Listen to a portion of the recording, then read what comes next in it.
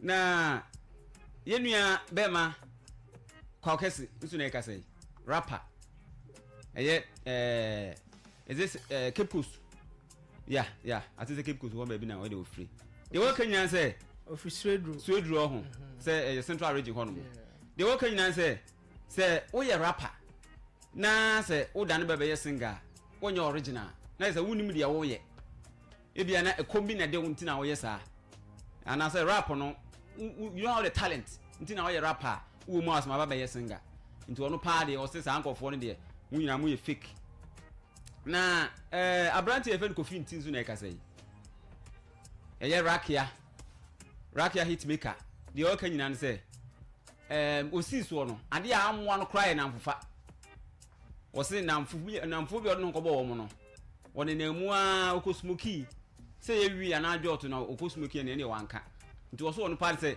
nyankopon bo ne bio no ba asase so na say wo start so bo ne bra na mfuo no wo be mu ye because na bra bo no a antimi ankose de ope no na mfuo na e ka ho yeah na me comment mu dia eye abranti e fe no rasenene ni din ankasa de Ebenezer Akosi antwi okay de boka nyina ne say wono no se nyame ye na dom anase waye na dom yi ene mmoa wo no obi o be ne bia o be dey o de sa mmoa no bia dey ebe ma no na eye that number na yie no so hu nsensem kakra so esa pie wa ha which is the funeral committee chairman eye Collins Osu Amankwa former MP menshia South Kumasi de boka nyina say eyie no se ebreso so mo ya eye a police for and policemen more than 400 here omo ne baba yi nase ntimi hu se bia ye kopata ntoko wo de a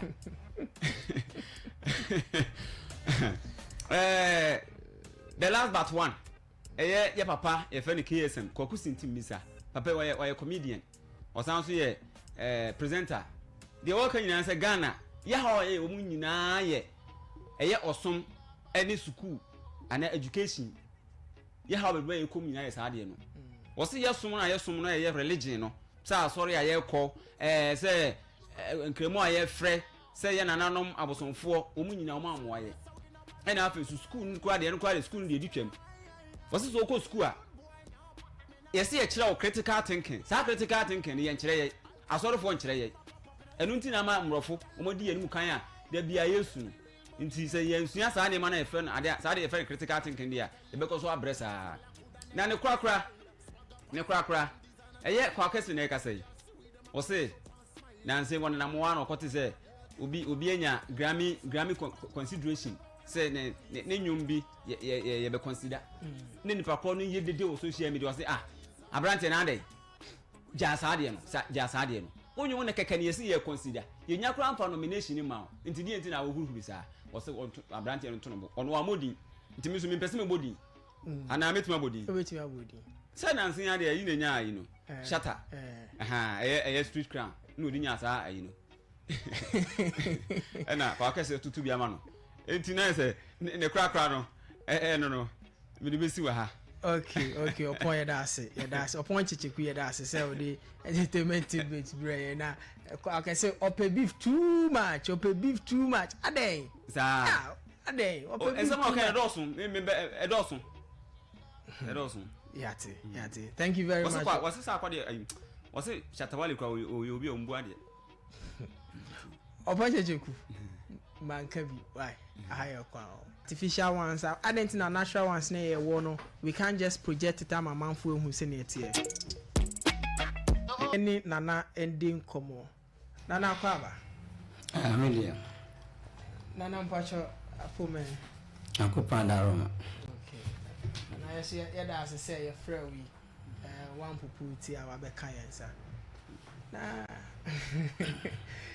shy be 2 weeks na ache the last time you koshia na no ya na yembo ni tell na then na professional teacher wo passion wo tourism what is your secret o say tourism no aye ade a edimpuncho ni sika eba o mani nti we teacher na sanso yo hene no at least or say wɔkyerɛ ade a wo ma no wɔ okay na woton ɛma amama ne nyinaa sɛ de bɛyɛ a wokora no wokuro no yɛbɛte wokuro no ɛnka ana original wo mu no ana wo municipality no yɛbɛte wo nka nti woni botae nti a titiri a ama yɛ manage tourism ho to be precise nana yɛda nana answer na yɛbɛ hyɛ nana mesrɛ briefly no hwan ne nana kwaku mental to so be nana kwaku mental the second ɛyɛ abranchi bi a yɛwo no afɛleɛ ɛhɔ a no ayɛ ne bibia me last time nyinaa yɛ ɔso no makɔ school nyinaa okay we me primary school ɛwɔ ewiase ɛna mekɔto agye HS wɔ bosoman so because setek ɛna mekɔ watiko nti from watiko ɛna meyɛ me first degree in mathematics ɛwɔ Winneba ɛna gya yɛdedi na maa na yɛbɛdu baabi edue nti yɛbɔ mpaeɛ sɛ we can persuade too but me botai pa ni say one day read law. Wow. Yeah. And then so far preparation me. And me so friendly. Do me. Me obia me ncheme no. After we are say ready there. Yo nana yadase. Na nana eye sehwima mu ha. Me de bia me ka say asase na nkasa na eti so kra ye tourist attraction na den ti na dada no yen yantimi anye niama a ebetimi abosti tourism e wa hase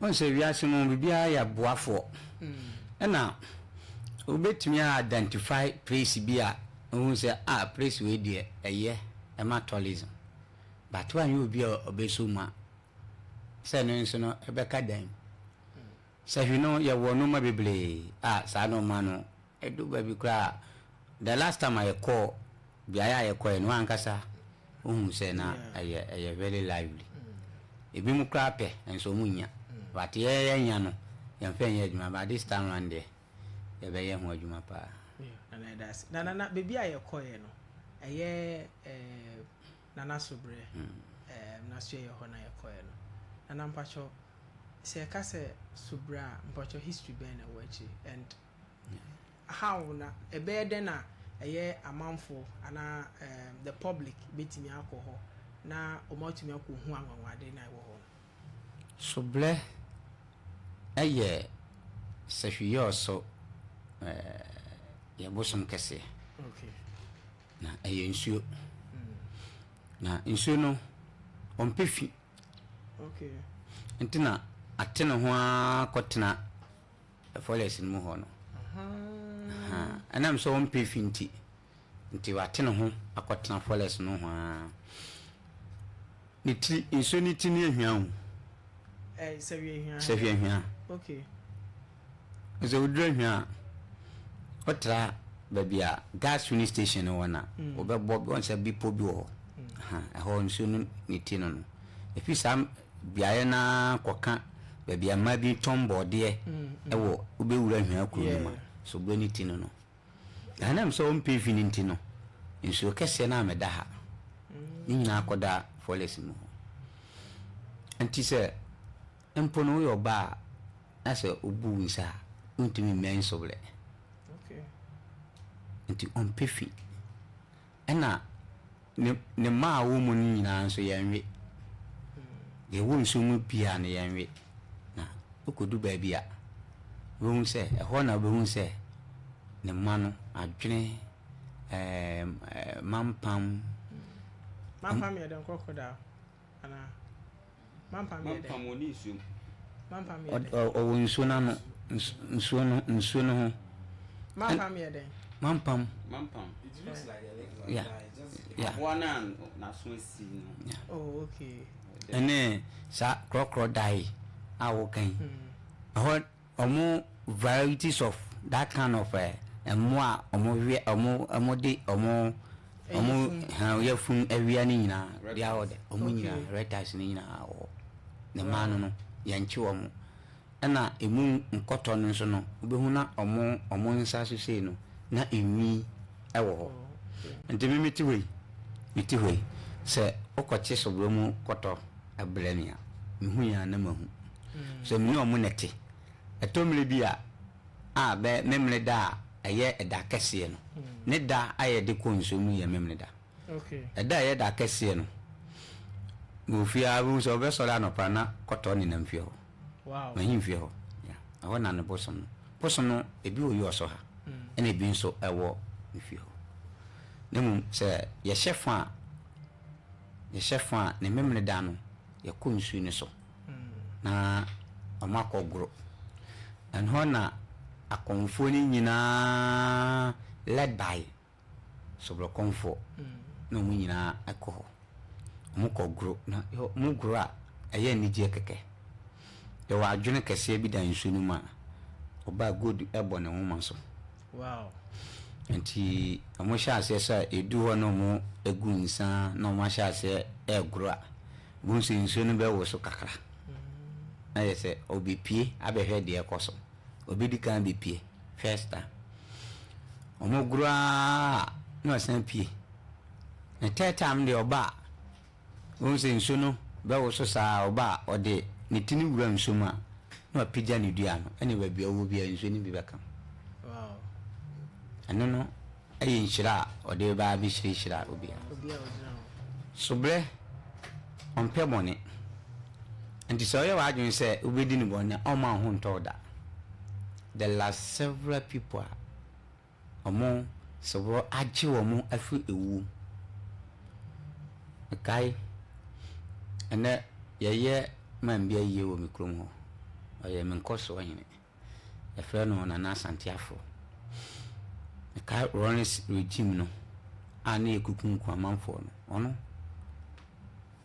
ada ne tambe so aye bonutuo na so bra pie o se me ba ne bonutuo me ba ne bonutuo e tutuo ne nto na papa no so bra no oye nipa kokrowa titia tembia obehu no na ofrantoma enwula fita no dia opie se oyi ne ho kire de onim no opie nti oba aya no kita ne poma na neta echena no kuwa sa ayi onse tintina aya na omode agu ne echena no na e friend sen kraman ne nam ope ye de ko nsu so ye kraman na ne kraman di nachi se oyi ne ho pia se obia okoji obia sa nsu nyoma no ena ode eko ebi mu ba ho e de o ma bisa de betu nanim o ye ma o mo sofo bi won kran na o ye sahwini obai asenana minsa ase a magye e won kran o mo de langard for beji assassin every me se ena o sansu ase asu sobre wona na o me di pa won kran hwede ato me nti ye hu bibi ma me se da kro ha na langard for be edu e bae o se ohun ba bi ankrama no san krama no ye wu no ba wi aso ohun bi da eche sinkrofo no amomu jija o mu tuo no o ma sekan ene no mu ekita mu ina from that time be see enne emwane ma hoda abranto no fi data no haya nto ba ho be da ase nti a lot now nsu no ya wa area bi mu ha e ho na mu no wo pa ho na nsu no mu no wo pa na okuduwa so omunim dia se na ombisi aye no obisuro na mi se dia me ame ne omutifie ni dia ene amitim ko mo nchen ko wa gunsa nana maba mbehwe se ne minana no omo sitie lak omo bre omo tumi abre ne ho ase obisom ya enyo we e ka se mle bi me mame nso ya na kaba sofo wo hia mo fia no frɛ me ahomachen se isumu no enan ayi sa ne mani bi aba ne guide mo no se me gunsa eko kudu na yampa ana mkɔ hwan no ana no so gu nsa ana mene na tiamefo no be ye be pagya no kɔto ba bia muda ehwa udu ehwa first bumping no frɛ kwa first bumping no unsa right omo ho pa wow first no mugu bola on so mugu bola ni saa na mo na piku tu obeba no mo da hwan hina himfi ho ya nti na nsen am se wasisi wo mo ntine mo ani ntampie but e bi pia na omo di fi aka no nti sehwi ye wo no mapa ye wo no mapa pa o se bo humbai na ubem se nipa desani ye kan nyina no na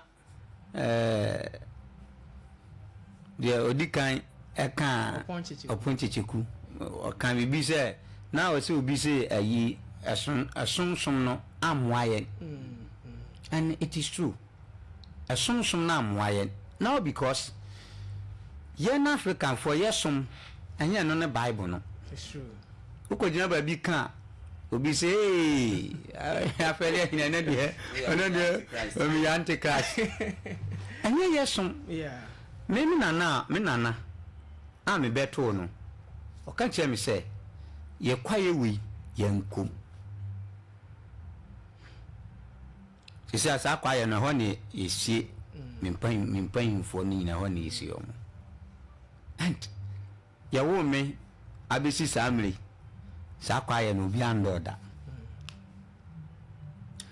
yese kwaye wo komu a obewu enso obewu o na omo preserve kwaye na mayen yese o dwale na to nwuma o ma me bewu ehe no kure na mumu no omo nim se semura na wo odi dwale no acid na ewu mu no ani soda na ewu mu no ebe hawo ekọ nipa duane mu a ana ekọ mu a ya was side effect ntina omo de ehu ani no ma bi atwi yan so sade be ya ebetimi a prevent ye ho afri no ma bi mu ba ne nso aye kan kodu amanfo adodo anu ni nyina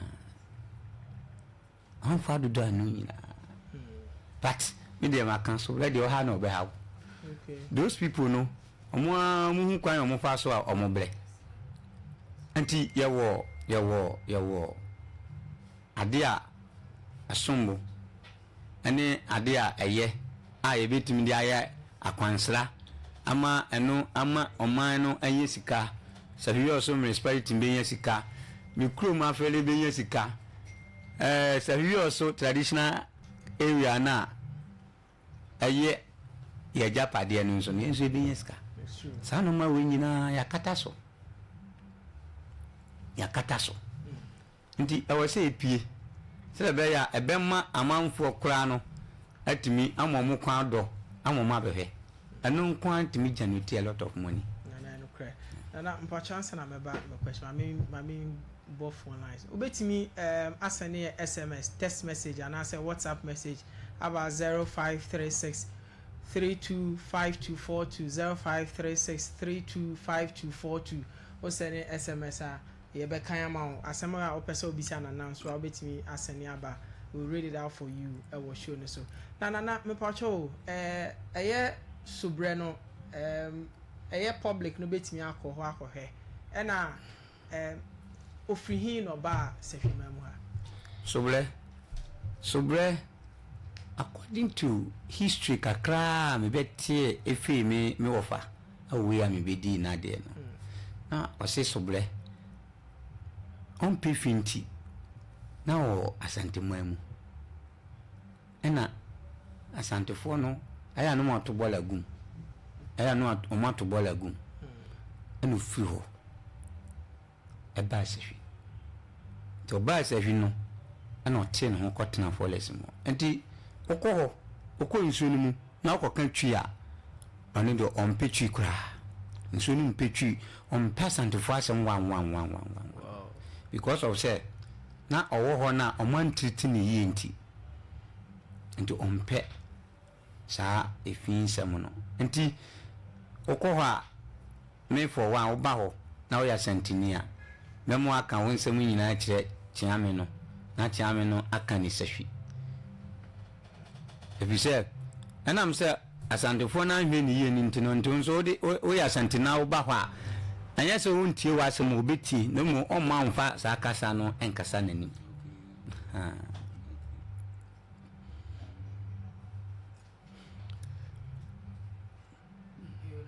Nampa show na public no ebe open to the public ana. Oh, why not? Ebe open to the public. Say eba say ye shefa ne ye kohwa anybody at all can go there. On say no man na ye ko ekosresre ne nyina no. Enye ne nyina na obi awo adea ompe. Insunu mpe oba ubu nsa untimi nkoho. Ndi say ukọ fum ka na hwe na so be close no.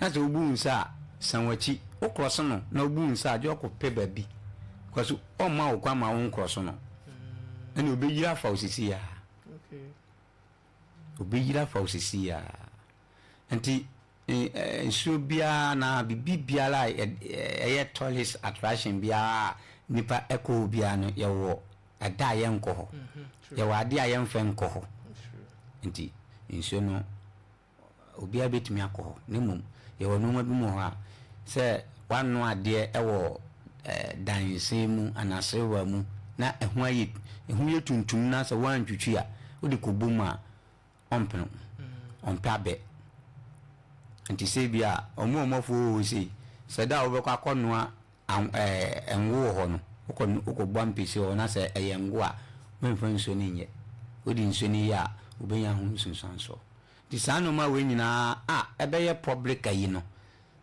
ebe ma data education no ene nso akọ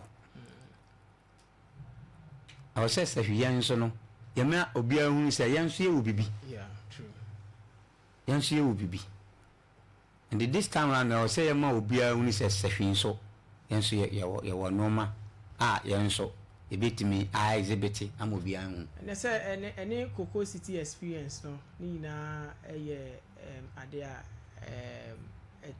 it's resonate with our vision of Cocoa City experience no yeah into that means that next month November during that period no akwanya be ba ma public no alcohol akọhwe anwade a subrani ebeko okay already no kra menne konfona yedi hu nkomo okay yedi hu nkomo be 2 or 3 times nti ye twen se ebia enne ana ochena ye program no ye ya adasi ene ye koho na ye invite no na no ma awase ye de tutu akwam nyina no ye betimi ye de atutu ko okay nana da sepa nana sehwi so another amamrens bi so bomtro so ye very unique and also ye ton a amanfo be topa and also ujun say nana anonso ya mamra enene ya mamra ye ton a amanfo be to so the last time na ne nana kwambodu edi hon komo enti wa accept say anonso oba e kwan ama yaye sisi ya no na ye ohene wo kesikru ana bomtru ne ye ne dia okay bomtru ne ye ne dia enti di obeka no na fana enti ya buku appointment a ya bekọ ne ho na nwumle na ye ne na atena se na noma ba kwa na se mienu o se ye na ekwan mu ada ho no ene no bekọ akotena se na fe etu ho na mo ye no so ya ade ba kwa eno so beka that of fire sobre no ho for the Cocoa City experience no and another one ye little water force na wo kokoya okay no kokoya no ba bia water force na wo no ewiase na wo be kan senga ken but between juno ho ane abuduan down ho na udu ha oh sabi ye wade ye wono ma na me nko hoda na maiwa ne mrantie no aho na no mkwaji o mani weekend Sundays no dina me nko hoda no so much twade no dade we ne free hin tum say a very come up a come wow the on to say na say me ko hu yam say hey but here small innovation okay say ya BECHEM ho ya sisi ho na say ba bia nsuo no emuasia na aja ya tetimu kakra say ba ya nipa kwa betimi adwale mu ne those kind eno anaka na ya beda wase na ya be koso adi san komo no ase o ka sa ade ato wani nti no ya be jama motimi akoka abusuafo ho na mre na ekọ no na ye di hu komo into details na bom true ni other tourist nema bi a walk room no we'll go deep into it and there's this temporary your friend is a temporary museum ni na so ye pese ye de ba ni na itino and mestre say next week say kwan beba ma bi an next week na eye bi ani ho na fi yetimi akọ a very long period na ye di ehun komo itina na mean say umre because wa ga sa kwa obi say me say we how many minutes but so am bisa me paying for say e bi obi wo question bi an wetimi bisa na fi ye jam wa koto aso am sure who any question to ask Nana? Question mini question is that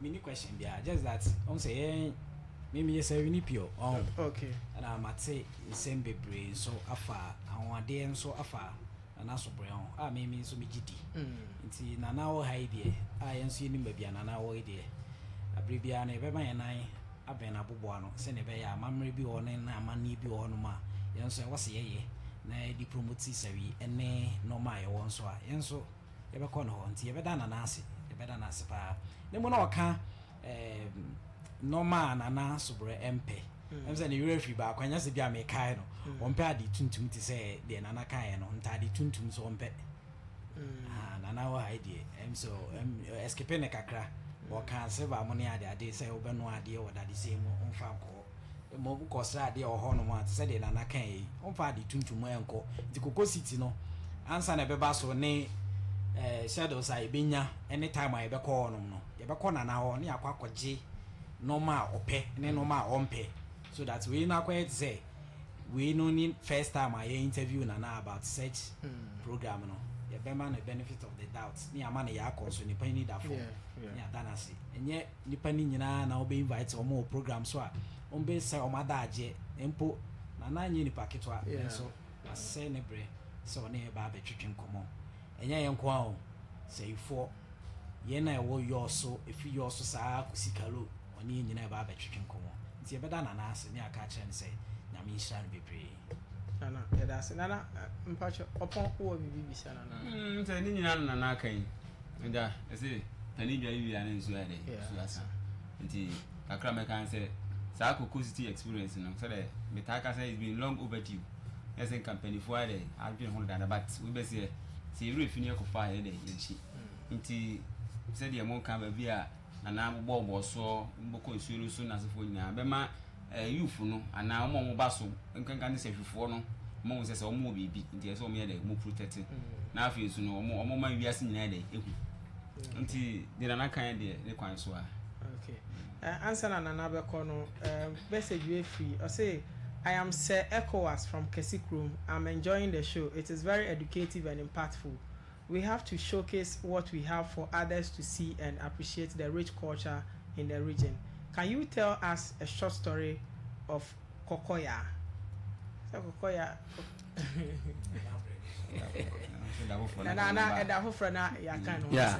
Yeah, you better share that abba for all this. And just listening to the crowd, my son so I could discover another palm tree beer. You say why you nanka? Yeah, why you nanka? The to your group no cry. Nanka. Send a palm tree na see abu bo. Ta son so I let ya coslo no. I come up papa. I don't know. Me discover no sweet. See Krubi or sweet. But very unfortunate. And he said, "Sa part no a Budi district." Oh, okay. Yeah. part in Body district.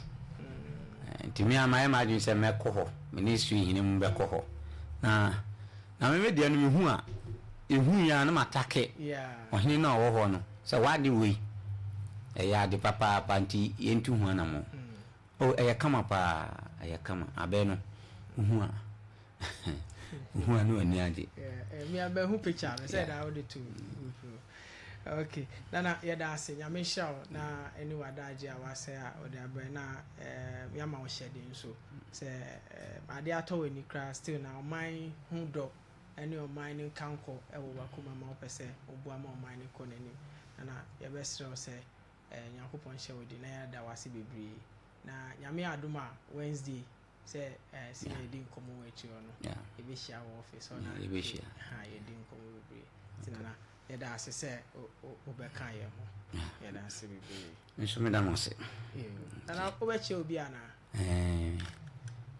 aminchia nana ofoli ahenkan diseke eye sahibonzi na hene oni na ye acting president sahwiya so traditional council na aminchia nana mensa abrampa jasehene awon so sahwiya so traditional council se mami we de mantia no ko be frem mitia mi mame na akusia minta sahwiya so traditional council ya hima afi miwia metia sahwiya so traditional council no ahemfo wo mu nyina na metia me kromfo nyina afele man nyina ene ya ye me nkoso hene na yie na ya me aduma Thursday so metufu hene na wochu die my very hot but on man nti ana on man ye nti no you make both aye ne adwuma ni nyina metia obi a ana ma mentia me STEM schools me STEM coordinator was a year so municipal education office nti abano selected 36 GHS e be introduce be STEM education awo nti metia omo nyina obi anya ni preparation very soon materials na beba equipment nya bedu a every school bia benya ne de I mean, Tias of you also municipal education office. The literate no workers are who nyina do BBS. Yo, Nana, yes, yada say, oh, say what I ever can who I say. Okay. Yeah. And yeah, Mr. Quine. But you, Nana. All right. Akandik. Welcome, bro. Yeah, my respect. That's saying. Boss, we trade am ponko muka kra when it the king of the street. Hey, why they call me right now? Oh, Charlie, I mean the thing there. Obia you say you are the king of the street because you have a interesting way, especially a November honeymoon. Yes, I am. Then your song is all over the place. Yes, I am. It be God, you know. It be God. I think you deserve the king of the street. Yeah, man. If the title, if the people they give me the title, they accept them. Me and I made them all. Yes, I am. Once they come from you too, once all the man so they could tell me. Because young cause I already say per se hold the street near down. What you say now? Your more good music impact you more positively, you know. So I saw that things big up yourself too, you know, for hosting me, you know. I saw that things all right. I listened to your métier Belaka. Yes, sir. I listened to another one too. Let me get it title right. I think these are wonderful songs. I'm expecting that it should be on the airwaves all the time. These are great tunes. Bayede. Yes, sir. I think say Bayede. It's a very nice song. Yeah. What's the motivation? Because it looks like you are switching away from normal raga kind of hardcore dancehall artist to something very slow and Charlie. What is the reason? You know, the dancehall now kind of their dancehall they shatawale there or no nyanja mo.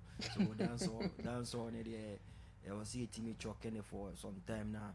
You focus on a message now and a life partner and I say purpose in here was I see so now you channel through music now.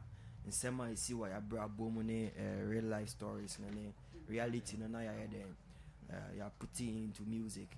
Now, yeah, send a beautiful message across.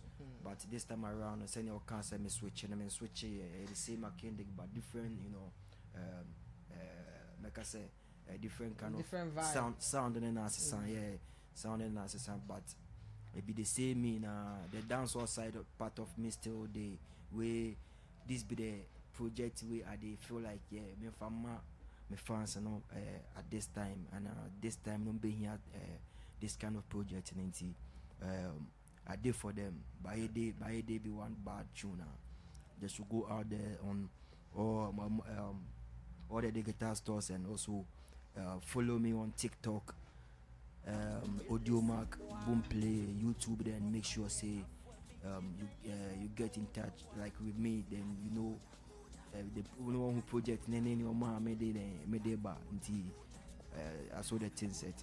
Okay, over to me.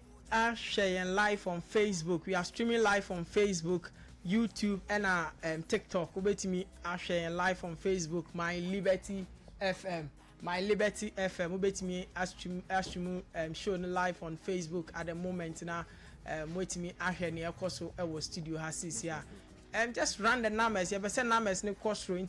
I would say just go to Facebook and then search for My Liberty FM.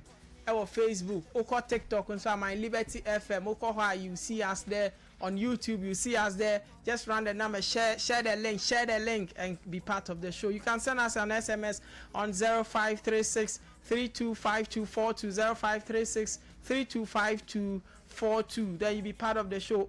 Assembly officer will be sir, and I say whatever you want to say. If it is a birthday dedication or anything, just send it to us and we'll read it right here on the show. Mini akendik ena edin komo mama yentie nenyum we embra na yento aso yetie ne briefly na ya to aso. I say the title of this one is Sika. Until let's listen to Sika.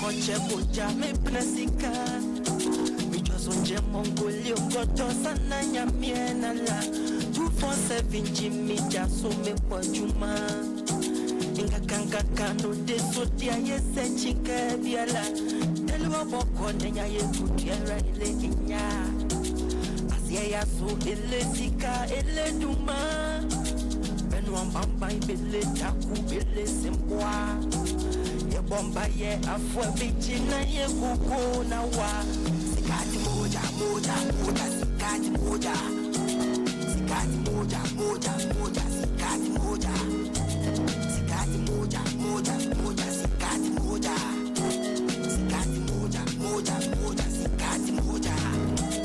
That is a beautiful piece from Akendik the General. The title is Sika. Moment another one so by a Didi. Yeah, I think that is the song, right? Yeah, I think that is it. Anna, is that not by a D? Yeah, by a D. I have Belaka. Okay. Belaka to the one by song. Yeah, then I have the recent one by a D. Okay, let's listen to by a D. Tambona in the Kamba, na message for your doctor. Abrabo the teacher. Plenty lessons in the teacher. You lega me and Tienzo. Boya mafanu timinjujo. Boa habole ngondombo. Bema mabogende mimbulo. Bema mede moka so meso nimbaso ti BECHEM beto. Well, na menatitano so inanida so raya merko so well. Bema no mune ile. The tapted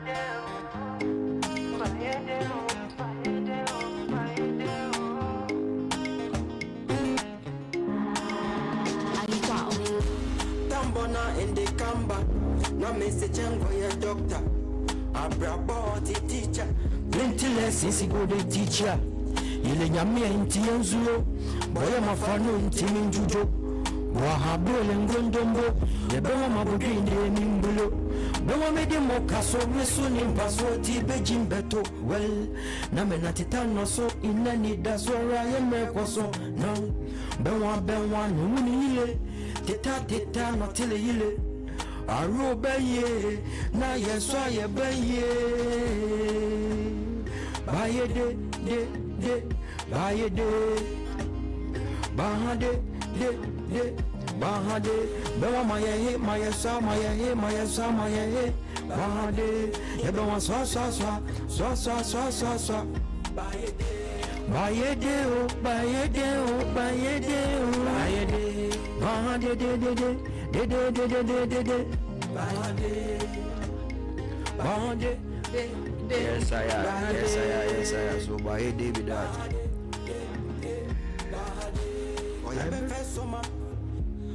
Okay, that's a Kendek with Bayede. So what does it mean? What are you trying to say? Bayede, yeah, Bayede chese omayesa. Oh, okay. Omayesa. Oma kansa. What you say? Yeah, man. I saw the thing set. Nti oma kansa no omayesa. Salame pache. It was a fikasa. I don't move mafia wana. Oh, you know omayesa. So why are they?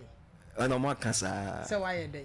Omayesa. So why are they? Omo what I can was on my day. Abi, you know, see the industry this industry we dey inside for the session here, no. Big man, you say right now it be new Akindek. If you like OTA Nyoma Namokrana, also to me say it be different personality right now. You the but I know they won't go the other side. But Aki and Popo, like they know they make the industry look senior was a game in the city. What you say? Who are those Aki and Popo? But you make you know say I can't hear. No, you just don't mention names. No. Don't do that with me. Won't me bet na and Aki and Popo are no actors say Nigeria. So you just don't mention Aki and Popo and then who are those Aki and Popo? Oh, boss you. No, who are those Aki and Popo? Bayede. No, then withdraw what you said. I know we withdraw. I say I feel withdraw. No, withdraw. Because see this. Why they are in the industry? Oh, Charlie, when I brought this one, I be water boy. So you as I talk a key for no popo. I don't know. It's why they are in the Oh, big man, Charlie. Me say Bayede now all media platforms, all social media. You know, girl boss. Big man, you know, get boss. I don't feel anybody. So talk. But how when the question you base again, base me. Me say industry no why am na mafia o. Industry no. So say because I say my ya into why am no mo ye. Once Evans, this music thing we they do no. Your uncle Phoebe more job cheaper and almost no ye almost something na your omo puli e back and so ka ho almost motivate ye pa me sem na mechanic na actually say my bonnet to say a doctor say tougher and I said my bonnet to say you know my bonnet say what bonnet tougher and I made ya say enwom ni mu no nti me pesa nko bia ye den enya so na nko tie ba ye the track and so tie track ni na so wi a question be or person be say me bia no me yina no but right now no ba ye de wo Audio Mac, Boomplay, Spotify, Apple Music, iTunes, YouTube, everywhere. Live from yours. So good afternoon to you all. More fire. You can send your SMS to us on 0536 325242 0536 325242. You can be part of the show. Another one too from Amse ECOWAS from Kesikrom. I'm enjoying. Okay, I've read that one. Oh, sorry, I delete your message. Sorry. Okay, Akendek, let's listen. Young T way from Akendek. Belaka. Okay. Belaka, it's a new one from Akendek. So let's listen to this one.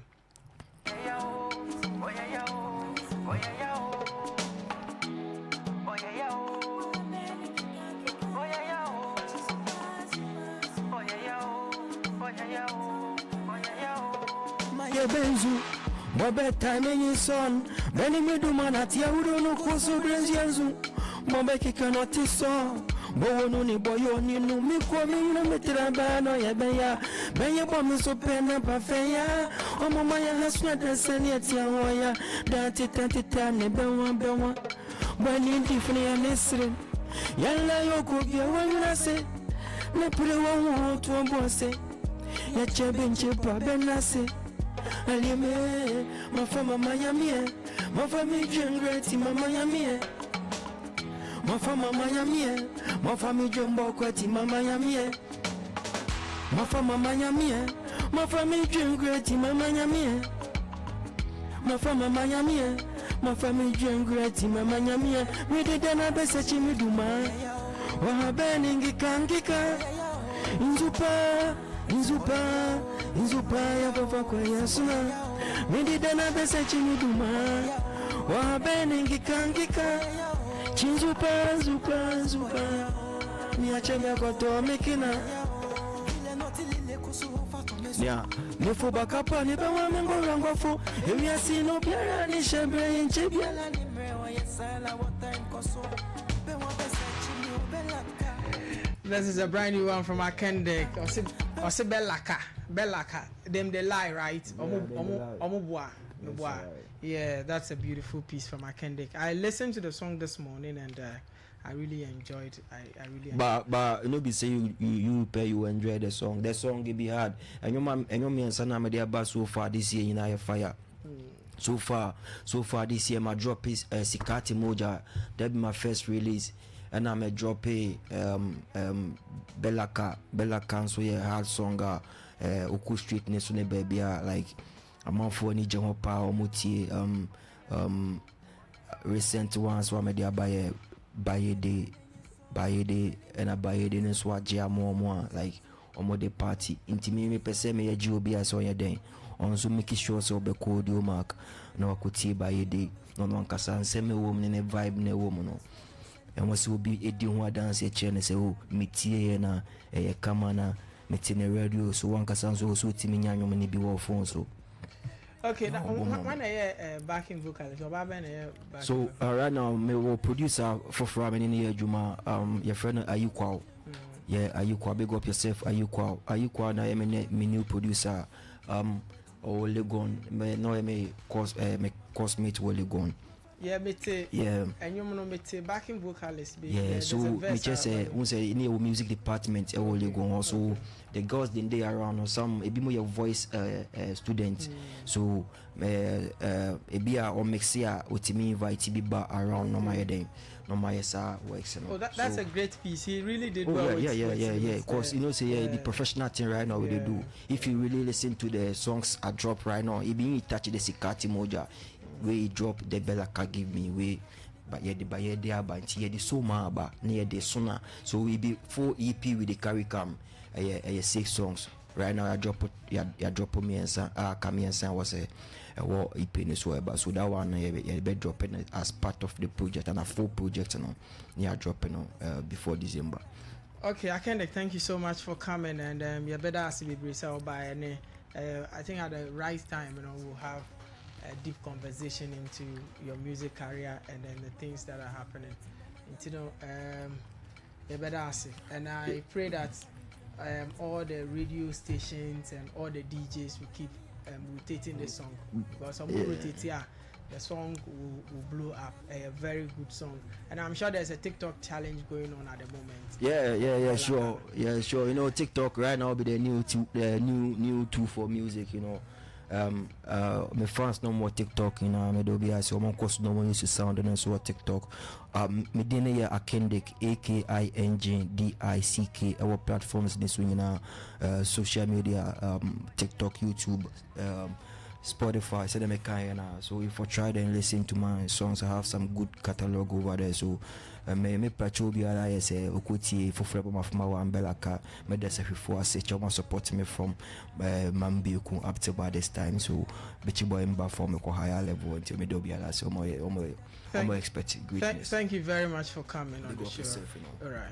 Yalla yoko bia wo yase ne pre wo to aboase ye che benche pa benase alime ma fama manyamie ma famille dream great mama nyamie ma fama manyamie ma famille dream bokweti mama nyamie ma fama manyamie ma famille dream great mama nyamie ma fama manyamie ma famille dream great mama nyamie oh yeah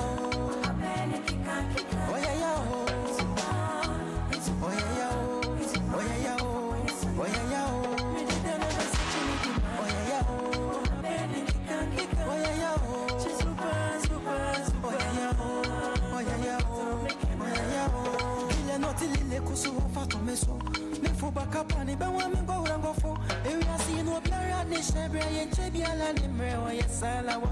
Inti anyumu enye ode. Oh Charlie, that song be sick. Hey.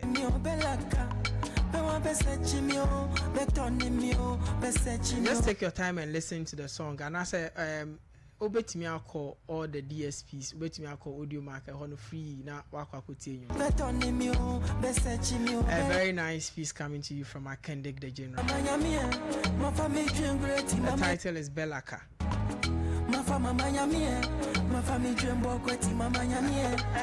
Akendik, yeah.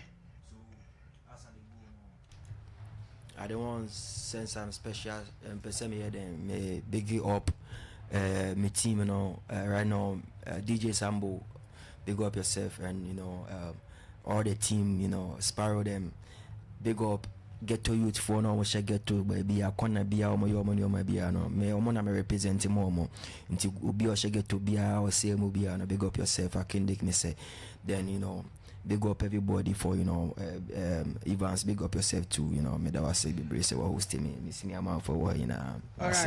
All right, thank you so much for coming, Akendik. Afena ye come on Edrusu. Muma yentie we ye ba na mama details of what's going on sis ya.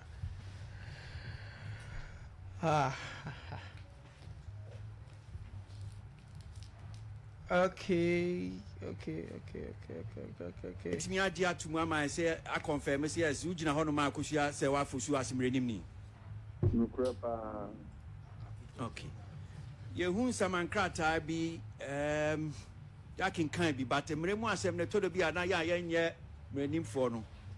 Ye tie for na ye asum kesene ne. So send ye sitie no na chese akosia say wa fosu wo sama eye ebusuapani Victor Owusu eye Priscilla Ofori aka Odobroni na transition zone sanete nukura pepe dia ni na asempa nti akosua se wa se wo saman sa eye empenfo mienu ni dwumakuo transition and na what the NSMBC Emma abusuapani lawyer actually let ebra akosua se wa na let mu no lawyer ne se abusuapani aka kire ne se wajawa ye so ni onye lumba that lumba yiri biyo based on that and yanso you put so obi yiri na obi yiri dia. It depends on our requirement for the worry. Ghana, there were Ramian, some major Ramian about our dear home by. Bakuya customary marriage, Bakuya ordinance marriage, and Bakuya Muhammadan marriage. Now, I could just say, why didn't class our balance and now what do you know? Ordinance marriage under the German law. The Battle of TNE. It's you. Under the ordinance law, no, Bremen need to be worrying you. Or whatever. Under the ordinance law, you three find something moves our deal. It's the court I order.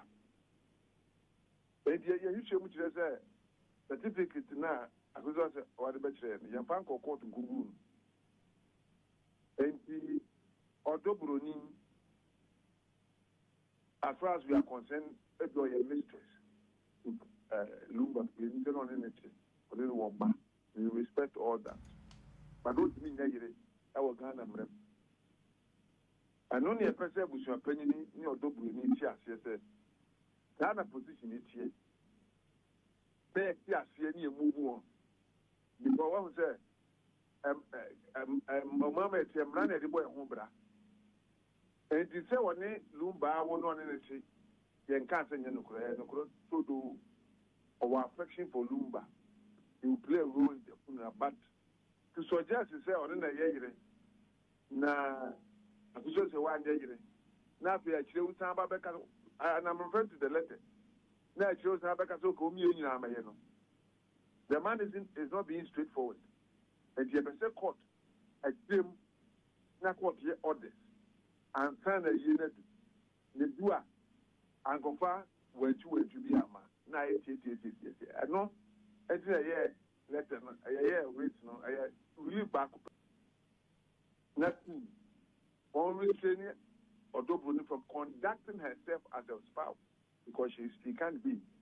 She's a mistress. That is acceptable.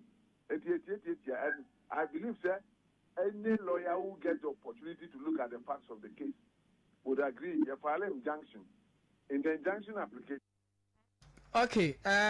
Any out here, lawyer William Kusi, or a lawyer for Akosia Sewa, that the Lumba, the first wife, or say Odobuni a side chick into she can call on to me medi kuna on to me be say that Lumba here no or ne Akosia Boaje of Peace FM and this particular interview.